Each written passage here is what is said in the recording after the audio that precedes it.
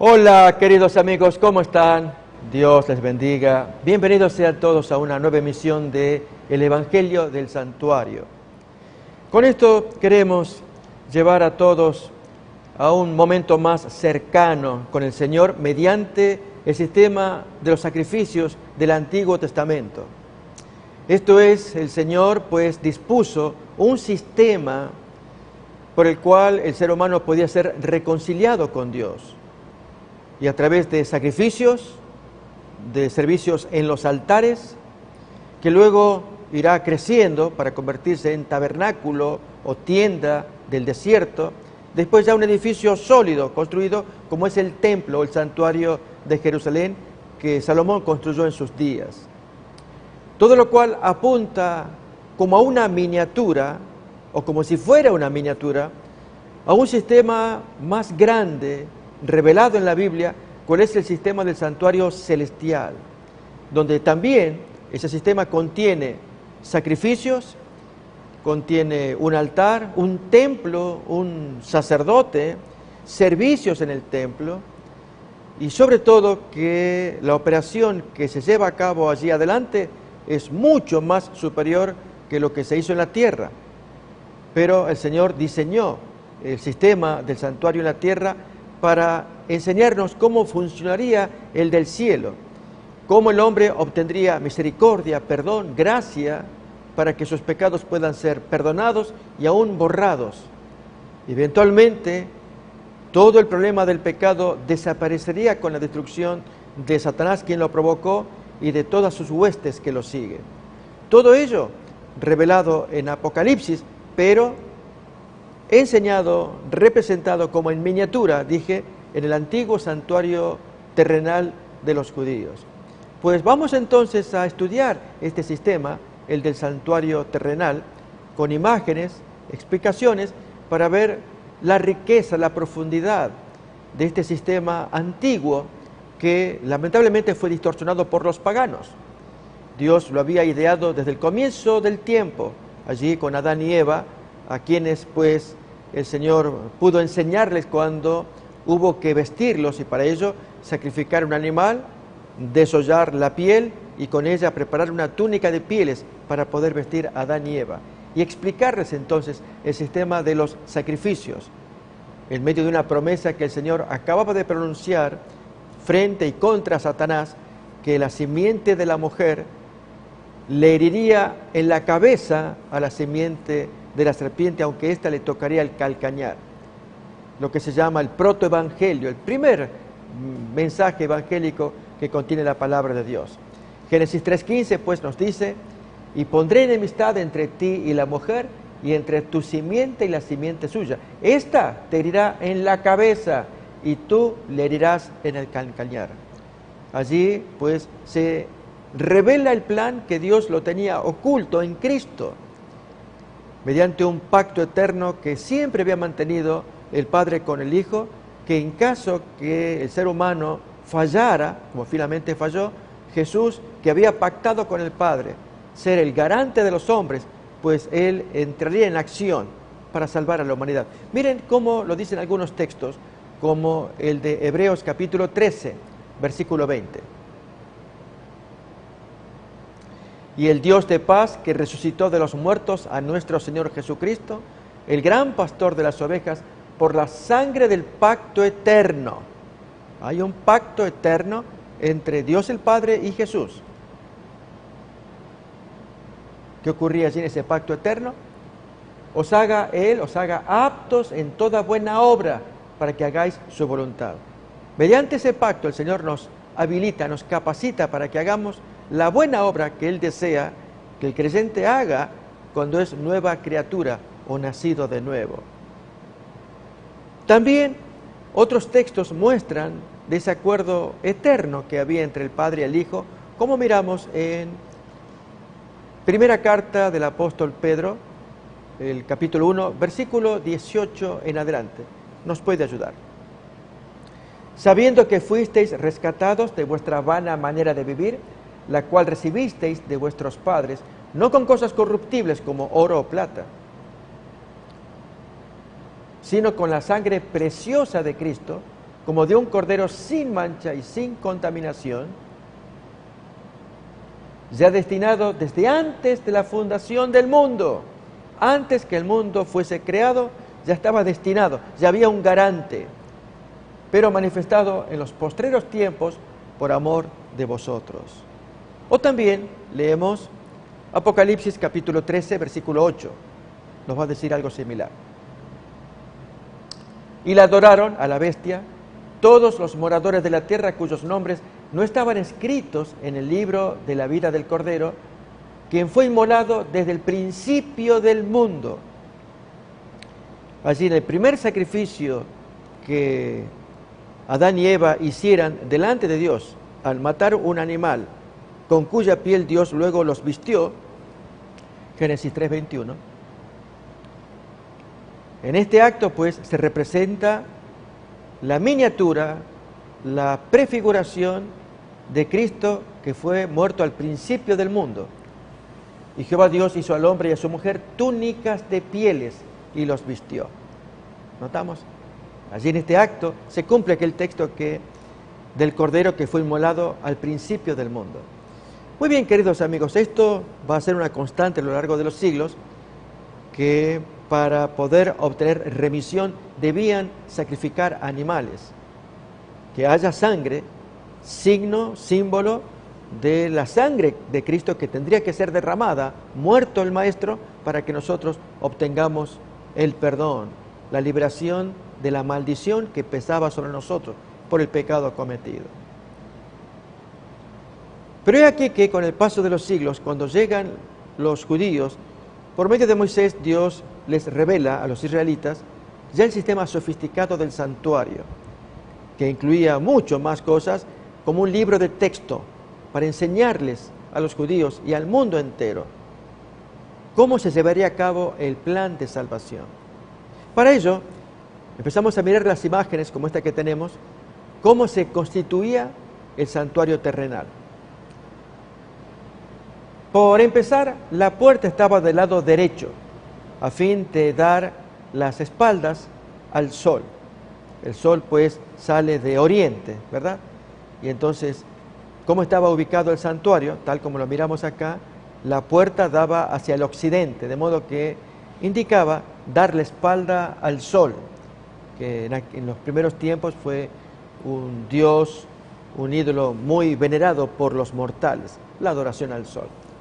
Bien, cuando se abría la puerta del santuario, nos encontramos con el atrio y los dos primeros muebles que vemos allí. El primero es el altar de sacrificios hecho de material de bronce, y a continuación un lavacro o un lavatorio grande para lavar las manos y los pies, también hecho de bronce. Materiales que iremos describiendo a medida que vamos estudiando. Luego entonces propiamente la tienda, el tabernáculo. El atrio a su vez, recordamos, está rodeado, como miramos allí, de unas cortinas y empalizadas que rodeaban todo, de modo que pudiera tener su privacidad. Y allí en medio miramos propiamente el atrio o patio. Pero aquí entonces que la tienda, miramos allí como levantada su gran carpa, tiene un primer departamento donde aparece el sacerdote, allí de espaldas. Hay un mueble que está hacia el norte, que es la mesa de los panes de la proposición. Y luego otro mueble en sentido opuesto, hacia el sur, mirando allí abajo vemos la rosa de los vientos, para tener idea de los puntos cardinales.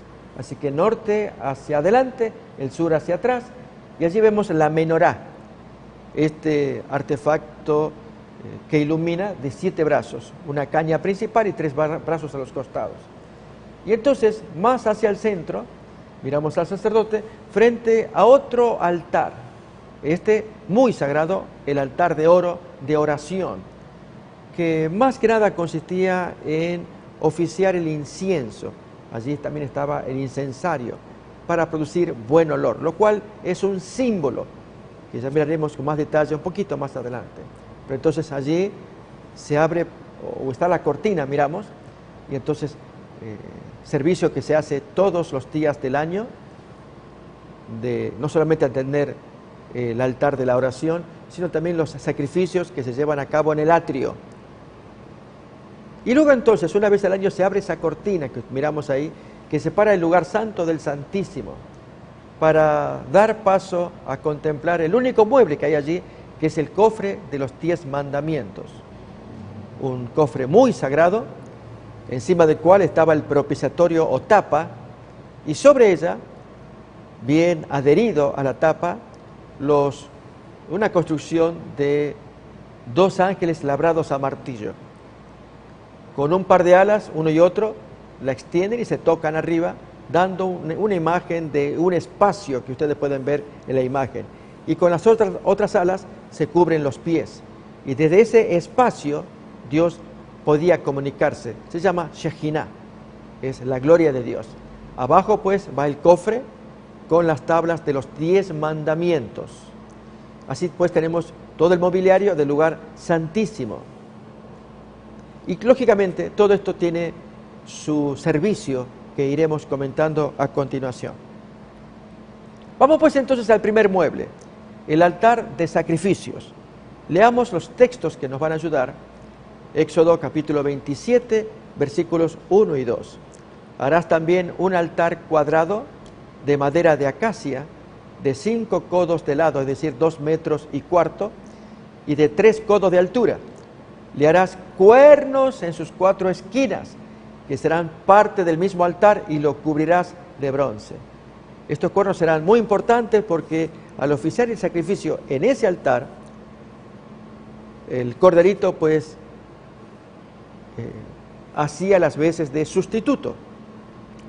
El pecador entraba, sacrificaba, daba el tajo mortal al animal, el animal yacía sin vida, se derramaba la sangre, el sacerdote la recogía y con sus dedos mojaba los cuernos, haciendo las veces de transferencia. El animalito era el sustituto del pecador. Aquí hay un principio de sustitución, pero además de eso, un principio de transferencia. El pecado del individuo pasaba al cordero, al confesarlo ponía sus manos y transmitía allí su culpa al cordero. Luego de la muerte del animal, la sangre, que es la vida del animal, se la recogía y ahora sangre contaminada de pecado, simbólicamente, se transfería a los cuernos de ese altar, el altar de sacrificio. Y el pecado del individuo, pues quedaba asentado en el altar, en los cuernos de ese altar de bronce. Continuamos leyendo entonces la imagen. De 3 codos de altura le harás cuernos en sus 4 esquinas, que serán parte del mismo altar, y lo cubrirás de bronce. ¿Cuál es el significado de este hecho, tanto del altar como del sacrificio que se vertía allí? Nos dicen los textos bíblicos, Éxodo 29, 11 al 14, y matarás el becerro delante de Jehová a la puerta del tabernáculo de reunión. Y de la sangre del becerro tomarás y pondrás sobre los cuernos del altar, ¿notamos ahí? Con tu dedo, y derramarás toda la demás sangre al pie del altar. Era simbólico, solamente se quería que se mojaran los cuernos, para hablar de la transferencia del pecado del individuo al santuario, ya que este mueble representa parte del mobiliario del santuario. Tomarás también toda la grosura que cubre los intestinos, la grosura de sobre el hígado, etc., y lo quemarás sobre el altar. Pero la carne del becerro y su piel y su estiércol los quemarás a fuego fuera del campamento. Es ofrenda por el pecado. ¿Sí? Éxodo 29, del 11 al 14. Y entonces, también esto tiene su contraparte en el Nuevo Testamento. La sangre de Cristo en el Nuevo Pacto. Noten el comentario. Porque si la sangre de los toros y de los machos cabríos y las cenizas de la becerra rociada a los inmundos santifican para la purificación de la carne, ¿cuánto más la sangre de Cristo, el cual mediante el Espíritu Eterno se ofreció a sí mismo sin mancha a Dios, limpiará vuestras conciencias de obras muertas para que sirváis al Dios vivo? Noten la comparación entre los toros, machos cabríos, becerra, etcétera, con Jesús. como el gran cordero o la gran becerra o el gran carnero, etcétera, etcétera. Todos los animales limpios, sacrificados, representarán a Cristo. Pero estos sacrificios terrenales no logran llenar toda la medida. En cambio, el sacrificio de Cristo lo completa todo y aún más. Sigue más todavía los textos. El altar de sacrificios en el viejo pacto, ¿qué significaba? Igualmente, Moisés hizo el altar del holocausto de madera de acacia e hizo sus cuernos a sus 4 esquinas, los cuales eran de la misma pieza, y lo cubrió de bronce. Hizo asimismo todos los utensilios del altar, calderos, tenazas, etc. Todos sus utensilios los hizo de bronce. E hizo para el altar un enrejado de bronce, de obra de rejilla. También fundió 4 anillos a los 4 extremos del enrejado de bronce para meter las varas, e hizo las varas de madera de acacia y las cubrió de bronce, y metió las varas por los anillos a los lados del altar para llevarlo con ellas. ¿Por qué? Porque como se trataba de un mueble movible, transportable, recordemos que los israelitas vivieron 40 años en el desierto deambulando, y ya en sus comienzos traían el altar, el mobiliario, lo que ellos representaba, muy solemne, y entonces a la hora de transportar, de mover, Dios daba instrucciones para que no se profane, que siempre todos consideren que son elementos muy sagrados, separados por Dios. Bien, el altar de sacrificios en el viejo pacto, estábamos leyendo, tiene su significado, pero lo comparamos con Apocalipsis, quien trae un fresco significado del altar de sacrificios. Noten acá este texto. Cuando abrió el 5º sello, vi bajo el altar las almas de los que habían sido muertos o degollados por causa de la palabra de Dios y por el testimonio que tenían. Y clamaban a gran voz diciendo: ¿hasta cuándo, Señor, santo y verdadero, no juzgas y vengas nuestra sangre en los que moran en la tierra? Y se les dieron vestiduras blancas, y se les dijo que descansasen todavía un poco de tiempo hasta que se completaran también sus consiervos y sus hermanos, que también habían de ser muertos como ellos. Ahora estamos mirando un mueble nuevo, pero es un altar espiritual. Apocalipsis, gran libro simbólico, no tiene reparos en extraer los mensajes primeramente de la miniatura y luego darles un significado fresco espiritual, como en este caso. Ese altar de sacrificios también representa a los santos que fueron degollados, muertos miserablemente por su pecado de seguir a Cristo. Y entonces, mientras que en el viejo pacto hemos leído que todos los sacrificios debían ser presentados en el altar de bronce, el altar de sacrificio, la sangre solamente debía recogerse para mojar en los cuernos del altar, el resto derramarla en la tierra. Así también Apocalipsis toma, pero de héroes humanos, hijos de Cristo, como pequeños corderos que son sacrificados. Vi bajo el altar las almas, la sangre de los que han sido decapitados por causa de la palabra de Dios, nos dice Apocalipsis capítulo 6, versículo 9. Ahí lo tenemos nuevamente, ¿no? Bien, el Señor les va a vindicar, no sin antes decirles que hay más gente que tienen que ser sacrificados como ellos, como corderos llevados al matadero. Serán los mártires de los últimos días para completar el número de esta gente que aparecen martirizados. Miramos más de los muebles del santuario israelita. Aquí una descripción del santuario propiamente. Vamos a ver entonces los mobiliarios. Hemos leído del altar de sacrificios y hemos leído también esta porción de las medidas que contiene. Ahora nos toca hablar de la fuente del lavado o lavacro. Lógicamente estas figuras buscan evocar, tal vez lo hagan pálidamente, cómo pudo haber sido el lavacro. Allí esa fuente enorme para lavarse las manos y los pies. Pero el significado nos va a interesar. Harás también una pila de bronce con su base de bronce para el lavado. La pondrás entre la tienda de la reunión y el altar, y pondrás agua en ella. En ella, Aarón y sus hijos lavarán sus manos y sus pies.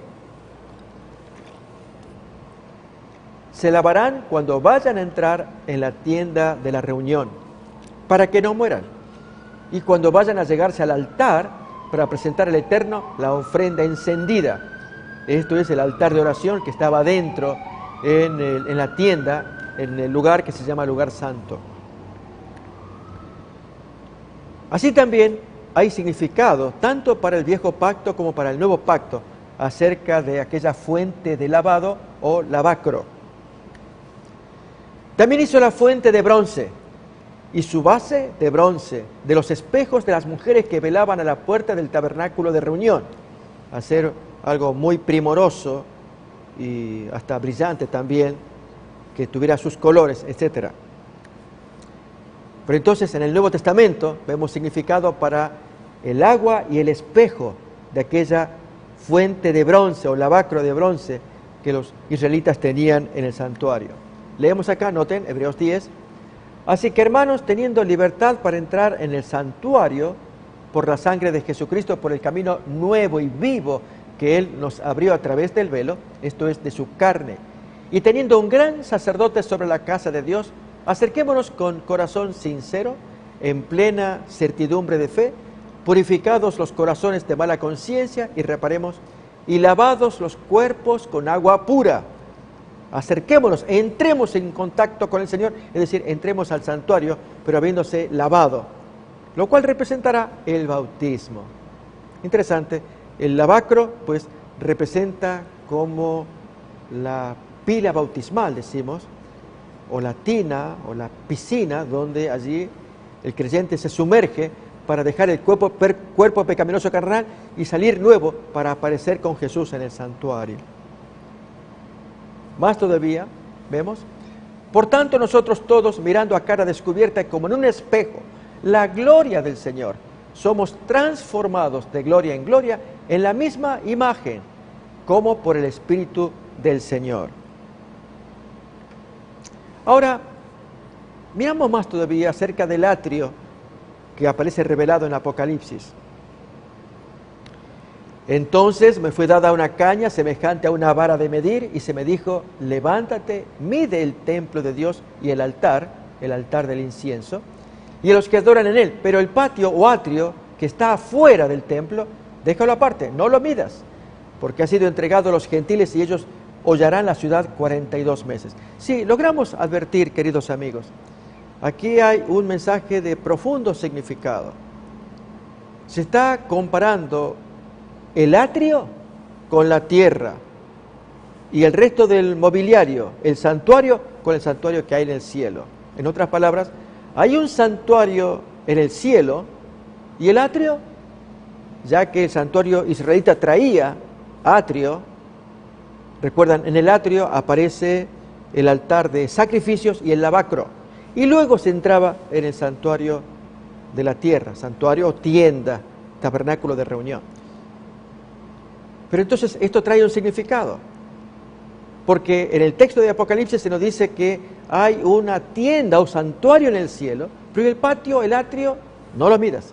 Eso fue dejado a los gentiles, que van a pisotear la santa ciudad. ¿Quién es la santa ciudad? Bueno, 42 meses ya nos ayuda a identificarla. 1260 días años, desde el año 538 a 1798. Todo pisoteo de la verdad, toda persecución contra los santos, toda negativa y ruina que esta gente procuró contra el pueblo de Dios, está simbolizada como su actuación en el atrio, es decir, representará la morada de los santos aquí en la tierra. Entonces, la tienda, la carpa, representa el santuario del cielo, el atrio representa aquí la tierra. Y en la tierra, le dice la voz angélica a Juan, lo leemos otra vez, Apocalipsis capítulo 11, versículo 2, entonces me fue dada una caña semejante a una vara de medir, y el ángel le dice, levántate y mide el templo de Dios, el que está en el cielo, y el altar el altar del incienso, el altar de la oración. Y a los que adoran en él, a los santos que creen en la doctrina del santuario celestial y buscan ser vindicados en la hora del juicio del Señor, que comenzó ya años atrás, los santos buscan ser perdonados. Y entonces el texto nos dice que los que adoran dentro del santuario, tú mídelos, pero el resto no lo midas. ¿El resto cuál es? Es el patio o atrio, en cuyo seno aparece el altar de sacrificios y el lavacro. Así ves que en este altar que representa la tierra, Cristo murió aquí en el altar, es decir, en el altar de bronce, en el patio, esto es aquí en la tierra, Jerusalén en particular. Así que la muerte de Cristo se produjo acá en la tierra, en el atrio, pero ahora el Señor entra en su santuario, en su tabernáculo, que mora en el cielo. Otra vez, amigos, les invito a que miremos el texto, a ver si logramos detectar ese profundo significado. Entonces me fue dado una caña semejante a una vara de medir, y se me dijo, levántate y mide el templo de Dios. Por medir se entiende una obra de juicio, y mide el altar del incienso, y a los que adoran en él. Pero el patio o atrio que está afuera del templo, déjalo aparte y no lo midas, porque ha sido entregado a los gentiles, los cuales hollarán la ciudad 42 meses, persiguiendo al pueblo de Dios. Por lo tanto, el atrio representará a los santos que acá en la tierra sufrieron persecución durante 1260 años de la hegemonía papal. Déjalo aparte, no lo miras, porque ellos serán medidos después. Esta es la doctrina del milenio, por la cual el Señor seguirá con su juicio iniciado en 1844, de acuerdo a la profecía de Daniel capítulo 8, las 2300 tardes y mañanas. Comenzó en esa fecha el juicio. En la segunda venida viene el premio para la gente de ese juicio. Y él le dice, hasta 2300 tardes y mañanas, luego el santuario será purificado o restaurado. Depende si tomamos la Biblia hebrea o la traducción griega de la Septuaginta. Restaurado es en hebreo, purificado es en la Septuaginta. Las dos traducciones van a apuntar a lo mismo. Se recupera el santuario del cielo en 1844, al final de las 2300 tardes y mañanas. Y luego entonces, desde allí se comienza la obra de juicio. Juicio que se detiene momentáneamente cuando Jesús baja en la segunda venida, echa a Satanás en el milenio, y el Señor se lleva a sus santos para continuar el juicio. Y al continuar el juicio, allí se juzgan a todos los hombres según sus acciones. Bien, continuamos todavía más con la descripción de los muebles del lugar santo. ¿Qué muebles hay allí en su seno? Bien, miremos entonces. Mobiliario del lugar santo. Primeramente es la mesa con los panes de la proposición. Allí con ello se quiere simbolizar la manutención que el pueblo hizo con Israel en el desierto al alimentarlos con maná. Y estos panes pues semejarán al maná que fue entregado en el desierto para la manutención de esta gente. Junto con la mesa y los panes de la proposición tenemos el otro mueble que es la menorá o el candelabro de 7 brazos, una caña principal y 3 brazos a cada lado, el candelabro. Y luego entonces tenemos otro mueble más que es el altar del incienso con el incensario, el altar de la oración, también con 4 cuernos alrededor, los cuales también eran puestos con sangre en este segundo altar. Ahora vamos a ver el movimiento del sacerdote en medio de este lugar santo y el significado espiritual de cada uno de los componentes, contexto bíblico que nos van a ayudar a entenderlo. Miremos por empezar, la mesa de los panes de la proposición. Lo leemos en Éxodo capítulo 25, 23 en adelante, lo siguiente. Harás asimismo una mesa de madera de acacia, y le harás 4 anillos de oro, los cuales pondrás en las 4 esquinas que corresponden a sus 4 patas. Noten que también la mesa con los panes de la proposición tenían que ser llevados, no tocados, jamás ningún mueble debía ser tocado, sino a través de esas anillas y varas. Allí se introducía la vara y entonces los portadores podían cargar el mueble, pero sin tocar, en este caso, el altar de la oración. Harás las varas de madera de acacia y las cubrirás de oro, y con ellas será llevada la mesa. Harás también sus platos, sus cucharas, etc. Y pondrás sobre la mesa del pan de la proposición delante de mí continuamente. Permanentemente debía ponerse ese pan con los panes de la proposición. No tenemos más todavía, Levítico 24. Y tomarás flor de harina y cocerás de ella 12 tortas. Cada sábado lo pondrá continuamente en orden delante de Jehová, en nombre de los hijos de Israel, como pacto perpetuo. Con esto Dios quería enseñarles que siempre los iba a mantener. Al estar el pan allí y las 12 tribus, toda la nación sería alimentada por su Creador. Miramos otro mueble, el candelabro. Harás además un candelero de oro puro, labrado a martillo se hará el candelero. Su pie, su caña, sus copas, sus manzanas y sus flores serán de lo mismo. Y saldrán 6 brazos de sus lados, 3 brazos del candelero a un lado y otros 3 brazos al otro lado. Y le harás 7 lamparillas, las cuales encenderás para que alumbren hacia adelante. Ahí tenemos una imagen de lo que sería el candelabro o menorá. Harás asimismo un altar, es donde estaba allí el hombre. Retrocedo la imagen, allí está el hombre con el altar de incienso. Bueno, allí miramos la explicación que se nos da. Harás asimismo un altar para quemar el incienso, de madera de acacia lo harás, y sus cuernos serán parte del mismo, y lo cubrirás de oro puro, su cubierta, sus paredes en derredor y sus cuernos. Le harás también 2 anillos de oro para meter las varas con que será llevado. Y Aarón quemará incienso aromático sobre él. Cada mañana al anochecer quemará el incienso, de mañana y de tarde. No ofrecerás sobre él incienso extraño, ni holocausto, ni ofrenda, ni tampoco derramaréis sobre él libación. Sobre sus cuernos hará Aarón expiación una vez en el año, con la sangre del sacrificio por el pecado, para expiación. Será muy santo a Jehová. Éxodo 30. ¿Qué representa entonces este altar con el incienso?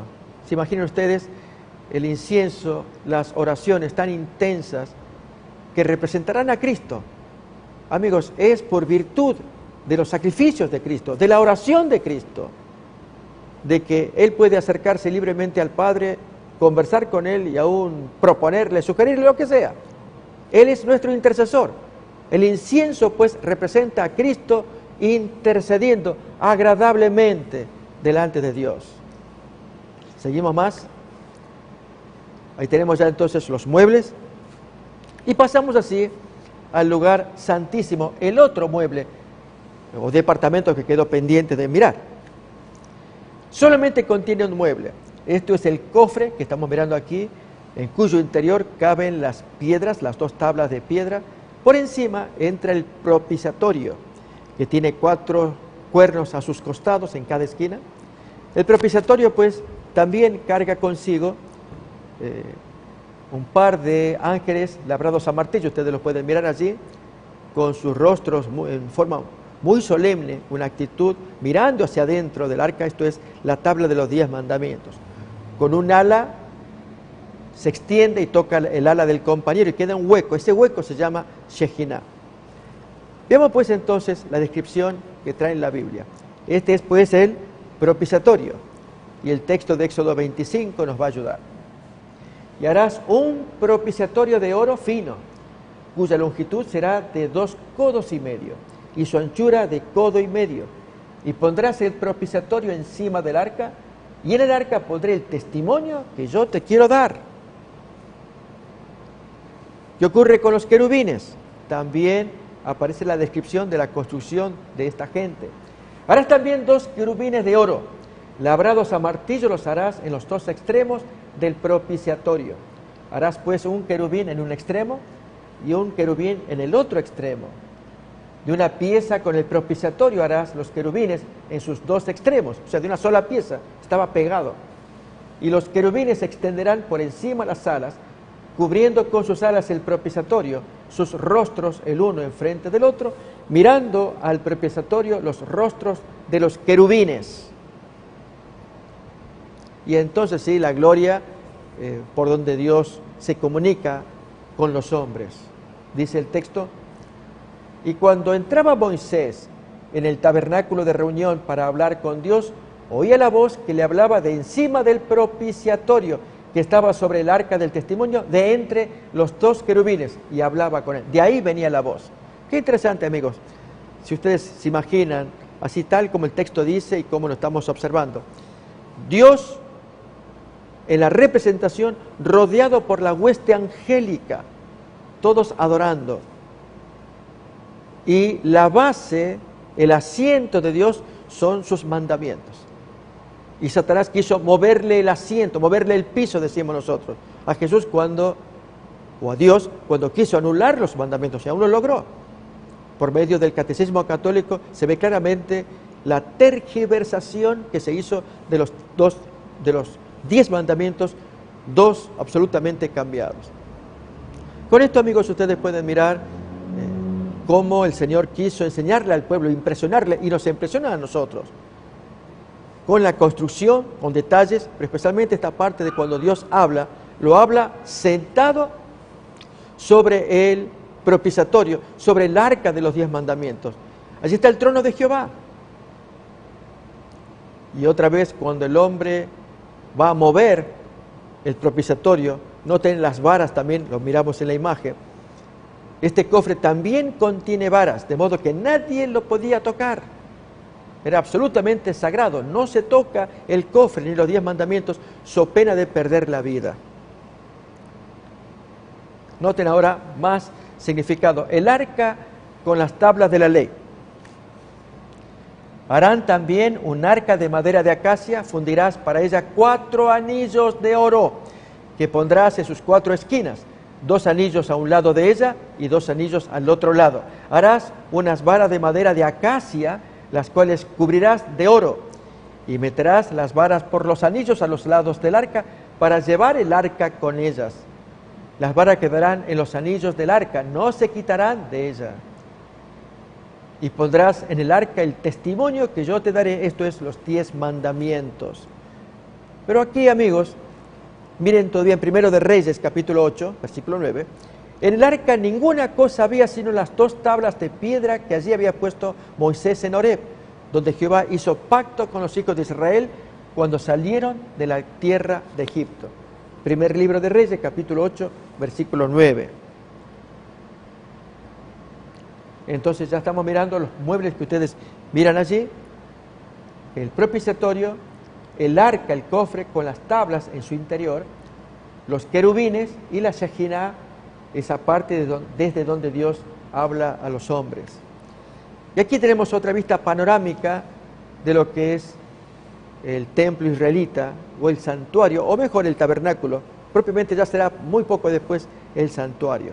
Ustedes notan, se entra por el lado del oriente, dando la espalda al sol, es el punto de entrada, y entonces se va por el atrio, y luego entonces el sacerdote, eran muchos sacerdotes, se designaba uno por turno, le tocaba entrar en el lugar santo, y así diariamente por 364 días, un día al año, el día del Yom Kippur, texto que ya miraremos en un poco más. Allí el sacerdote lograba abrir el arca, o mejor, el velo del arca, el velo que estamos mirando allí recogido. Eso había que moverlo para el día de la expiación. Y entonces se movía y allí el sacerdote podía contemplar el arca y si Dios quería hablarle a él o no. Así estamos mirando los muebles. ¿Qué más tenemos para aprender de ellos? Bien, vamos a ver ahora también el significado espiritual de todos estos muebles. La mesa con los panes de la proposición. Fíjese ahora significados del Nuevo Testamento. Jesús les dice: yo soy el pan vivo que descendió del cielo. Si alguno comiere de este pan, vivirá para siempre. Y el pan que yo daré es mi carne, la cual yo daré por la vida del mundo. Este es el pan que descendió del cielo, no como vuestros padres comieron el maná y murieron. El que come de este pan vivirá eternamente. Por lo tanto, la mesa con los panes de la proposición eran 12, representando el alimento a cada una de las tribus. Pero el pan representaba a Cristo. Era ese alimento que era Él mismo, no su carne física ni su sangre física, como pretende la doctrina de la transubstanciación católica, sino que Jesús mismo era el alimento en tanto, como dijo Jesús en San Juan 6:63, la carne para nada aprovecha. Las palabras que yo os he hablado, ellas son espíritu y son vida. Por lo tanto, Jesús, cuando dice que le coman la carne y la sangre, noten lo que quiere decir. El espíritu es el que da vida, la carne para nada aprovecha. Las palabras que yo les estoy hablando, ellas son espíritu y vida. Bien, así tenemos este mueble, pero seguimos mirando los que siguen. El candelabro. A ver qué se los trae acá. Delante del trono ardían 7 lámparas de fuego, las cuales son los 7 espíritus de Dios. Saldrá una vara del tronco de Isaí, y un vástago retoñará de sus raíces, y reposarán sobre él los 7 espíritus. Noten el significado de lo que representará, pues, cada una de las cañas del candelabro. Si son 7, así también hay 7 espíritus que alumbran en la presencia de Dios en el santuario del cielo. ¿Cuáles son? ¿Quiénes son? El espíritu de Jehová, espíritu de sabiduría y espíritu de inteligencia, ya van 3. Espíritu de consejo y espíritu de poder, van 5. Espíritu de conocimiento y espíritu de temor de Jehová, 2 más 7. Jesús les habló diciendo: yo soy la luz del mundo. El que me sigue no andará en tinieblas, sino que tendrá la luz de la vida. Noten, textos conocidos, citados ahí, todos con valor. Noten cuánto representa el candelabro. Así que, resumiendo, representa los 7 espíritus de Dios, representa la luz del mundo, representará también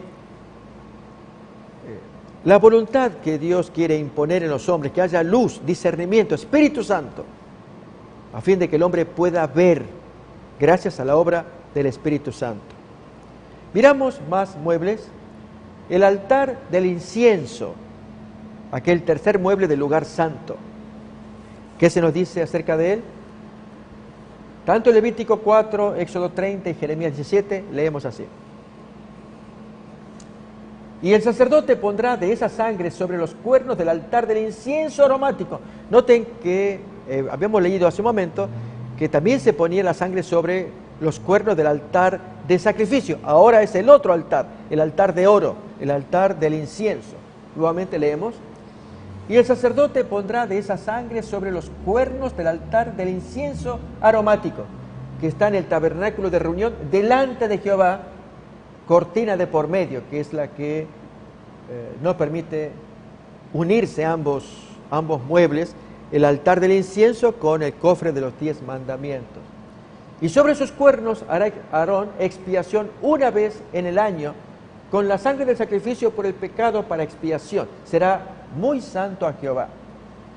En la aplicación de Jeremías 17:1, el pecado de Judá escrito está con el cincel de hierro y con punta de diamante.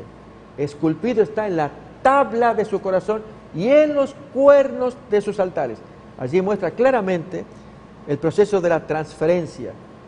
El pecado o culpa del individuo que había cometido la falta era transmitida al Cordero, y allí se da el principio de sustitución. El Cordero reemplaza al individuo y la sangre derramada significará la culpa, pero aquí ahora entonces se hizo la transferencia del individuo, pasó al animal y del animal ahora, por medio del sacerdote, pasará al santuario cuando se mojan en los cuernos de los altares. Del individuo al santuario. Este es el proceso de, llamamos, transferencia. El pecado se transfiere, va al santuario. Así también, mis queridos amigos, en la vida espiritual. Cuando nosotros cometemos pecado, el Señor nos perdona, pero el pecado quedó transferido al santuario para que se haga un examen, un juicio, y si en la vida posterior del individuo es agradable a Dios y el Señor lo aprueba, allí entonces en el análisis que se hace, total, general, se pone allí la inscripción, fue borrado, cancelado, se elimina esa historia y el individuo hereda ya la salvación. Pero esto ocurrirá en tiempo del sellamiento. Faltará no mucho tiempo cuando termine la historia de la humanidad. Y el Señor divide los dos grandes grupos. Aquellos que se salvaron en el Señor y por un breve tiempo vivirán sin intercesor. Y estos otros que se perdieron absolutamente porque despreciaron los momentos de misericordia que Dios había concedido. Veamos más acerca del significado de los muebles. Dice más todavía acerca de este altar de la oración. Otro ángel vino entonces y se paró ante el altar de la oración, vamos a ver por el contexto, con un incensario de oro, ahí lo está diciendo. Y se le dio mucho incienso para añadirlo a las oraciones de todos los santos. Efectivamente, mis queridos amigos, no es que el incienso sea la oración del santo, no. El incienso se le agrega a la oración del santo. Pregunto, ¿qué es lo que hace oloroso su pedido de oración? Usted ora a Dios y el pedido llega a Dios oloroso, oloriento, o sea, llega precioso. ¿Qué es lo que lo hace así?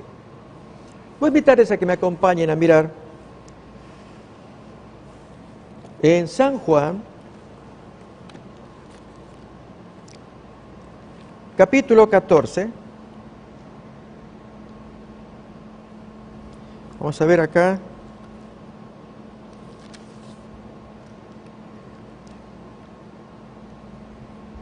Mientras preparamos las imágenes para ver los significados,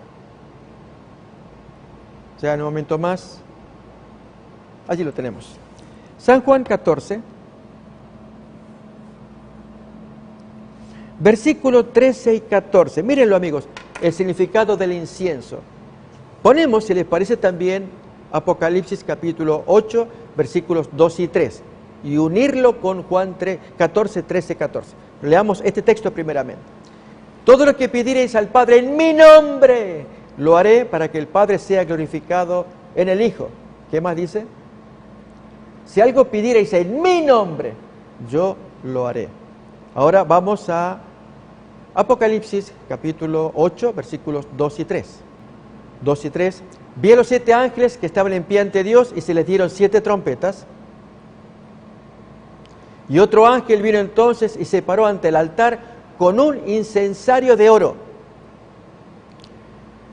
Y se le dio mucho incienso para añadirlo a las oraciones de todos los santos sobre el altar de oro que estaba delante del trono. Y versículo siguiente, 4. Y de la mano del ángel subió a la presencia de Dios el humo del incienso con las oraciones de los santos. ¿Notamos? ¿Qué será entonces ese incienso que acompaña a las oraciones de los santos? Orar en el nombre de Jesús. Cuanto pidiereis al Padre en mi nombre, yo lo voy a hacer. Qué detalle tan interesante. Por eso es muy sagrado. Y con esto, amigos, recomendamos, cuando hacemos nuestras oraciones a Dios, siempre incluyamos el nombre de Jesús, tanto al comienzo como al final, y que la oración signifique que por medio del instrumento del nombre que pronunciamos, la oración llega hasta el trono de la gracia. Déjenme que use una ilustración tomada de un hecho real. Rabindranath Tagore es un poeta, ha sido un poeta famoso, apreciado, de origen hindú, y él tiene leyendas, frases bonitas, bien logradas. Una de ellas aparece donde un afiche con un bebé rozagante, precioso. Allí un bebé, la cara, imagínense, precioso el bebé. Y entonces abajo una frase de Rabindranath Tagore, que dice así: cada vez que veo nacer a un niño, creo que Dios tiene esperanza en el hombre. Frase de Rabindranath Tagore. Permítame decirlo desde el punto de vista bíblico. No que cada vez que se ve nacer a un niño, sino cada vez que Dios ve a Jesús, creo que hay esperanza para el hombre. Amigos, la esperanza del hombre no es que haya nacido un niño, es que Dios mire a Jesús. Y por Jesús, ahí tenemos, para tener idea de lo que es, o de imaginar la frase bonita de Rabindranath Tagore. Cada vez que vemos nacer a un niño, creemos que hay esperanza para la raza humana. No, no. Cada vez que Dios ve a Jesús, hay esperanza para la raza humana. Porque Dios, al mirar a Jesús, espera del hombre que el hombre pueda ser transformado a la imagen de Jesús. Por eso, hagan oraciones en el nombre de Jesús. La oración llega acompañada de incienso. ¿Sí? Continuamos mirando las imágenes que tenemos acá acerca del mobiliario del santuario. Y en cuanto al arca del pacto, y pondrás el propiciatorio encima del arca, y en el arca pondrás el testimonio que yo te daré. Y de allí me declararé a ti y hablaré contigo sobre el propiciatorio, de entre los dos querubines que están sobre el arca del testimonio, todo lo que yo te mandaré para los hijos de Israel. Éxodo capítulo 25, 21, 22. Y leemos más. Y el templo de Dios fue abierto en el cielo, y el arca de su pacto se veía en el templo. Y hubo relámpagos, voces, truenos, un terremoto y grande granizo, así como el templo de la tierra con su altar, y también y más, con su cofre, su arca de los mandamientos, así también el santuario del cielo, también con un altar y un incensario, pero más con un cofre, un arca de los mandamientos, como estamos leyendo allí en Apocalipsis 11 y 19, y reiteramos: vi el templo de Dios que fue abierto en el cielo, y el arca de su pacto se veía en el templo, y hubo relámpagos, voces, truenos.